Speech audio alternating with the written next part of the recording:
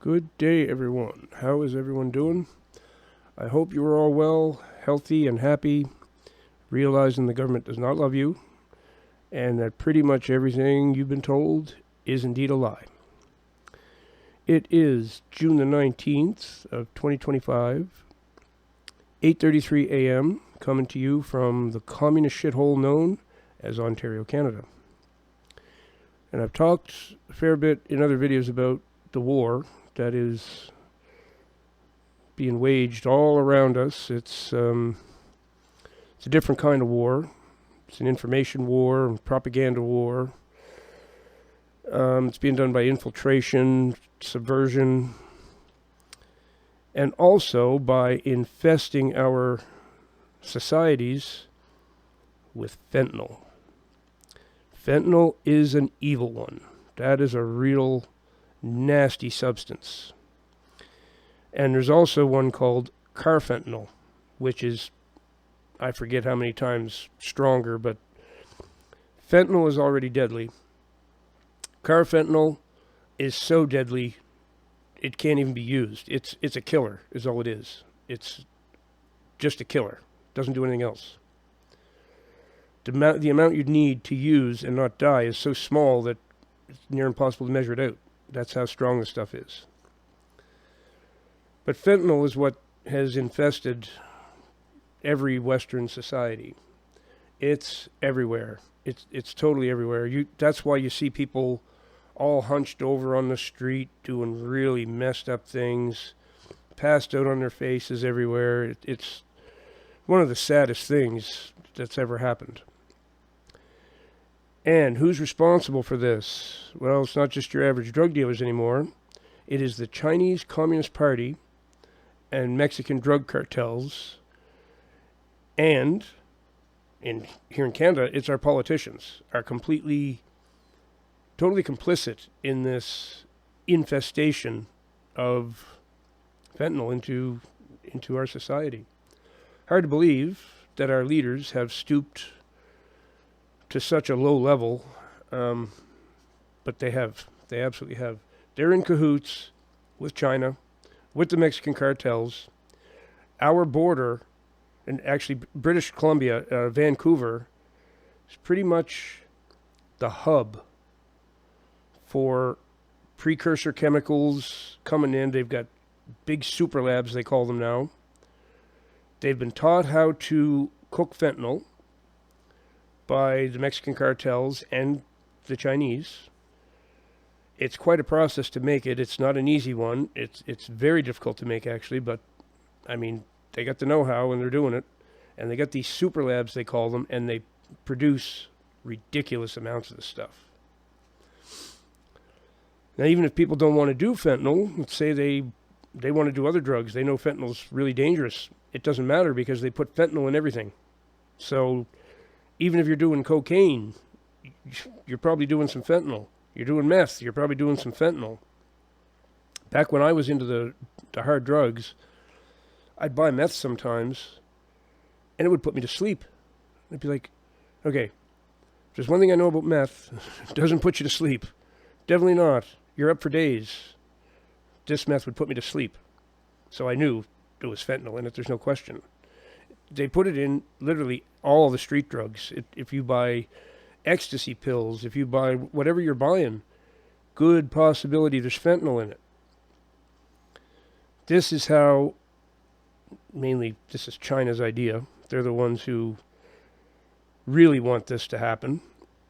It's a way to eliminate a bunch of people and just destroy our society. They want to get rid of the lower class people as they consider drug users, right? They want them dead, plain and simple. And they also want to cause just total chaos in the streets and homelessness and just the mess that we're seeing. It's mostly because of fentanyl. That's where most of the problem is coming from. These tent cities all over the place, and it's just disastrous, right?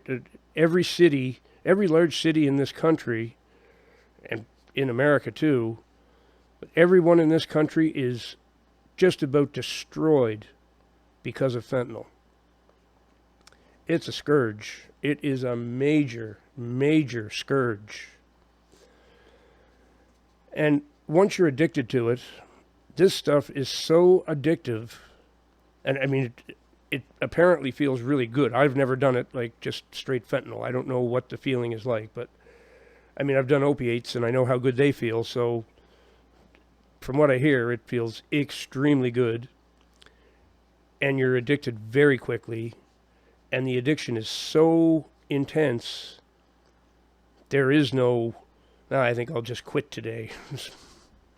Doesn't happen that way. This stuff was designed to addict people in a vicious way that there's no escaping this stuff once you're in it.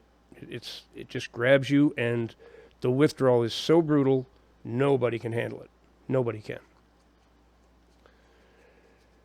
So, fentanyl, I had 4 cats before, and I adopted 2 of them out.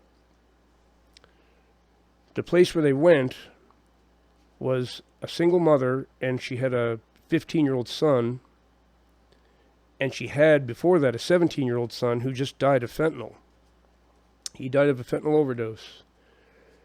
And that's why I chose her to take the other 2 cats, because she was looking for something to help her 15-year-old boy, because he took the death of his brother really, really hard. Of course she would, right? And when I was there, I mean, I even went and checked out the family and hung out with them, make sure it was a good place to give my cats to and stuff. And she looked at me and she said, about 3 weeks before he died, he looked at me and he said, "Mom, I know you want me to stop, but it's like a warm hug that I just can't do without." That's what he told her. A warm hug. That's what the fentanyl was. She said she knew right at that point he was going to die. There was no way to save him, and it was just several weeks later he was gone. What a devastating thing to happen to a family. And how many families has it happened to? When you look up the statistics of how many people are dying of fentanyl, it's over the top crazy. Talk about an effective attack from a foreign nation. Vancouver is the hub. This is what Kash Patel has been talking about, even in the FBI director in the States. He's recognized Vancouver as the main problem. It's right on the border, and the precursor chemicals are coming in there. Mexican cartels are involved, CCP's involved, and from Vancouver, it just gets distributed all around. So when people think of Canada as a small, unimportant place, well, it's really not small. It's one of the biggest countries in the world. It's huge, landmass-wise. But we have a small population for the size of it. But we've become a real big player in the world of crime and drugs, drug production, and things like that. Vancouver is a mess, an absolute mess. And I watched an interview with a guy yesterday that said the NDP government in British Columbia is completely involved in this. They've found ties between them and the super labs and the Mexican cartels, and for sure the CCP. So Canada is causing a big problem for the whole world, for the whole Western world. And it's fentanyl production. And carfentanil, like I say, that's the stronger version. I've heard something like 100 times stronger than fentanyl. So, I mean, fentanyl's so dangerous, a lot of people die the first time they even have it. Imagine something 100 times stronger than that, you're dead.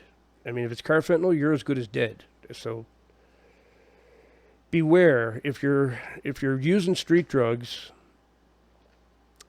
you need to either have a trusted source that you know is no fentanyl in it, or you're risking your life every single time. I mean, you always are if you're using street drugs. You don't know what it is. But now you really don't know. And you can almost count on fentanyl being in it. Like, for real. It's probably an 80% chance that whatever you're doing has fentanyl in it. And they're not careful when they make pills and they throw a little fentanyl in. I mean, we're talking the difference of a few grains of it makes the difference and kills you. And they're not that careful. They get these pill presses, these things with levers, and they press out these pills. And a little bit of coke, a little bit of fentanyl, whatever. They just throw stuff in. Man, it's a game of Russian roulette every time. So fentanyl is a big scourge, major scourge. And instead of our government wanting to treat these people, of course, well, they want them to die. They're saying they want to do harm reduction and all this. It's all lies. They want to kill people. That's as simple as it is. And their policy is, let's give people pharmaceutical grade fentanyl. They're still going to die from it. It doesn't matter if it's street pharmaceutical, it's fentanyl. It's going to kill you. You can't use this stuff for any amount of time without being dead. It will advance to an overdose. Narcan is the only thing that'll save somebody once they take an overdose. If you don't know what Narcan is, it's usually in a thing that gets squirted up your nose. And it eliminates the high for the person, so they get really mad, but it saves them, okay? It just blocks the fentanyl from doing its thing, and you start breathing again. Because that's how fentanyl kills you. It's how all opiates and opioids kill you, is suppressing your breathing to the point that you die from not breathing. A shot of Narcan up the nose, you're instantly straight, you lose your high, and it sends you into instant withdrawal, is the other thing. So that's why the people who have their life saved by somebody shooting this up their nose, they get really, really upset, because now they're not high anymore, and they're in severe withdrawal instantly. That's the only problem about it, but it's better than death. So, or I don't know, to them maybe it's not. I mean, people that are really into fentanyl hard, they do not care if they die. This is a real weird thing that when I found this out, I'm like, man, these people are in bad shape. If a batch of fentanyl is going around in pills or something, and a bunch of people OD and die on it, everybody races to that drug dealer to buy some because they know it's really strong. It's like, yeah, but it killed everybody else who tried it. Yeah, but I want some of that. That's strong. That's how bad they get. Doesn't matter if they die. They want the best high they can get. They just crave it. It's a warm hug. Think about how sad that is. You can't have a real warm hug, so you turn to something that's like playing Russian roulette that could kill you every time you do it. It's the saddest thing. Saddest thing. And that's the problem with having an open border and just having a free-for-all like that. That's what is going on. The border out by British Columbia, they're just letting things happen, and they shouldn't be, but of course they are, because they're trying to destroy this country from within. It's totally treason is what it is. But the people who can try these people for treason are also treasonous. So there's no one to convict anybody of anything. Everybody's in on it. Everyone in power is in on it. And they're getting big suitcases full of money from the good old CCP.